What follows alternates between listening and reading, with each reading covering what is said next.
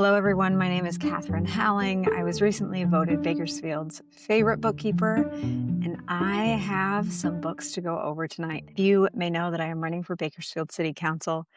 We'll get into another video, or we'll get another video going as far as why that is the case.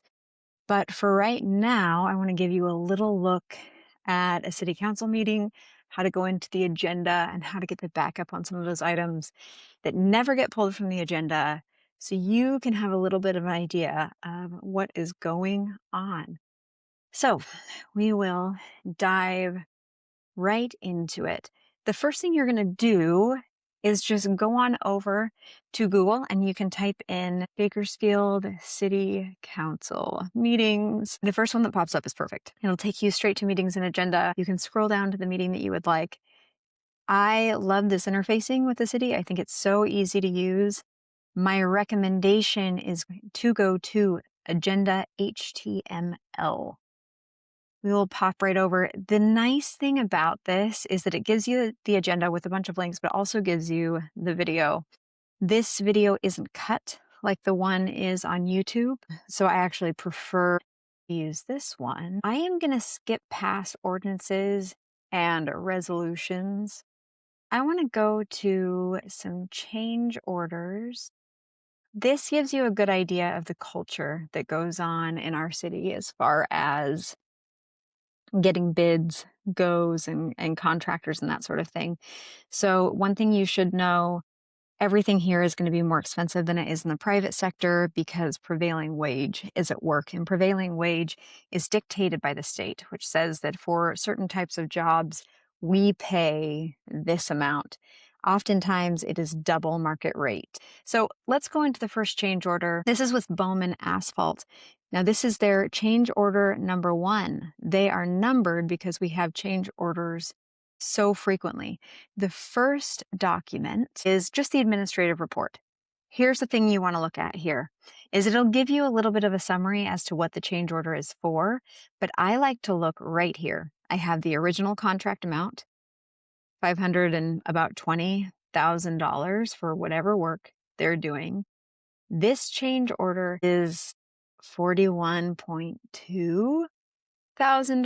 This is an 8% increase from the original contract amount. That is pretty incredible. One of the things, $700. They got something wrong by $700. Okay, great. The other thing they got wrong, almost $41,000. Now I say specifically they got wrong because when you're working construction in the private sector, you give a bid, you give an estimate that is either approved or denied. If somebody is off on a bid by almost $42,000, one, something horrific has happened. Something totally unexpected is going on that the contractor could not have anticipated. 2, the contractor is terrible at estimating how much a job is going to cost. Or 3, this is the culture that we have created with city contracts. Now, I think it's the third. Personally, I think it's the third because, and you'll see why, we'll see this over and over again. You kind of get an idea here of the original contract amount. I like to know total previous change orders. Well, this is the first one, so there's going to be nothing. I like to see that, but let's go into the change order itself. Okay, we see that $700. Awesome. So what is costing us nearly $40? We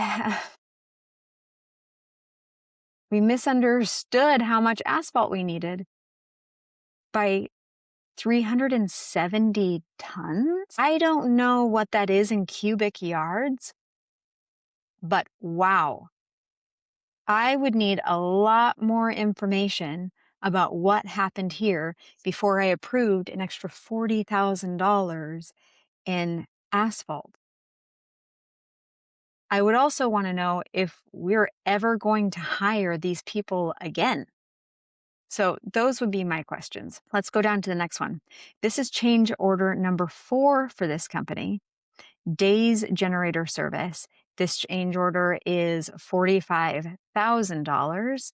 Let's look at what we've got. Okay, so original contract amount, almost $900,000. We already have $78,000 worth of change orders. This next one brings our total contract amount up to over $1 million. We have increased to date 14%. All right, so let's look at this one. Change order number 4 provides for supplying a temporary backup generator to provide power to City Hall during the time PG&E will transfer from existing service to the new service location. So we didn't know we were going to be transferring service to a new location? Okay. Again, complete incompetence, or this is the culture of how we do business here with our contractors. In addition, during construction, it was necessary to maintain vehicular access and provide necessary steel plates. Okay, fine. Maybe they didn't know they were going to have to keep that road open. I guess. It's okay. Finally, during a rainstorm. Okay, I'll give them the rainstorm. That's fine. Now let's look at it itself. We also need mobile surveillance cameras. Okay, awesome. Yeah, I would love to know more. But again, if this is just the culture of how cities are doing things, wouldn't necessarily get mad at Day's generator service, but wow. What a culture we've created.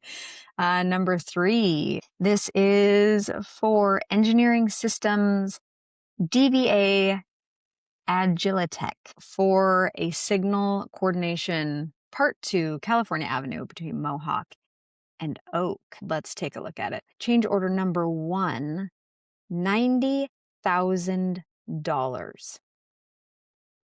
$90,000. What's taking up most of this? Prior to construction, at least they're honest, 14 existing pull boxes were found to be too small to fit the new 48 count single microfiber blah, blah, blah, blah, blah, blah, blah, blah, blah. This contractor agrees to remove the existing pull boxes, dispose of them, and install 14 new number 5 boxes for a lump sum price of $53,000. Okay, another piece of evidence that tells me that this is just our culture, and it is prior to construction. Okay, awesome. I will say there is another nice piece to these reports, and it does give us a fiscal impact. It does tell us where the money is going to come out of. And of course, they'll put, will not impact the general fund. Okay, next one. This one blew my socks off. Change order for a granite construction company, the 7th movement that they're doing for the Centennial Corridor. So here we go. I don't even read the whole thing. I just skip down to the big money items. So let's go. This one is change order number 23. Provides compensation to the contractor to construct approximately 200 linear feet of concrete gutter. This concrete gutter on the north, blah, blah, blah, was not shown on the plans. They have to complete it for Caltrans standards. Now that seems reasonable. That one doesn't seem so bad. The fact that we have so many, yikes. Okay. So this is a $27 million project. Of course, the total change orders only account for about 3%, but that's still nearly $1 million to date. Wild. Absolutely wild. This will give you a little view of change orders. So then you say, okay, what does it look like when we're accepting bids? So you can actually come down to the next section and there are several bids to look at. We'll make them snappy, but you will see a trend throughout all of them. The trend is we take the lowest one. That's it. Here's the last one. The last one I want to talk about is South Mill Creek Village. This one I haven't had a chance to do enough research on, but considering some things that's happened in the past, have happened by privately owned properties, specifically downtown, in Ward 2 in particular, very interested. A 70-unit affordable housing complex and a 62-unit affordable senior housing complex. I would love to know who owns these because we are now putting up fencing for them to the tune of $330,000. But of course, this is for the bid of $330,000 from Dash Construction Company out of Woodland Hills. And so we would want to see what the change orders come out to be. How is this being paid for? It's being paid for by the Urban Redevelopment Fund. Okay, so that's what we would want to watch out for. Is we want to keep an eye on these construction companies, what kind of change orders we get. So I hope that was helpful for you in some way, but those are the kinds of things that you need a bookkeeper for. You need someone who is thinking about what kind of expenses, what does this workflow look like? What is the culture that this business has developed? Because our government is just another business. So when I go and I look at a company's books, I need to know their workflows. I need to know the culture that they're functioning under so that I can anticipate how everything is going to work. And I would do just the same with the city. I'm doing just the same with the city. Of course, I can't see their books. You know, we've talked about that ad nauseum, but this gives us a little taste of the culture here and what to look for. So I hope it's been helpful for you. I'll catch you next time.